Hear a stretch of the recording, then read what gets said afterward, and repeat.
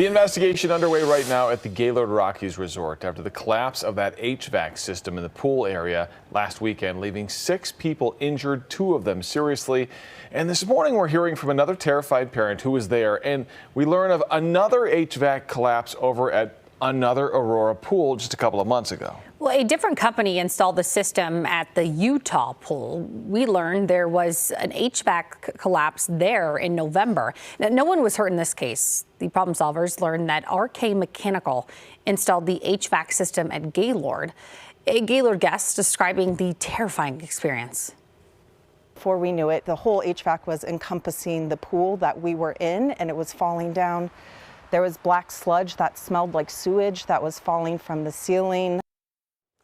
Well, a sheet metal expert telling the problem solvers the metal fasteners that hold the HVAC system up have to be maintained and investigated when there are problems.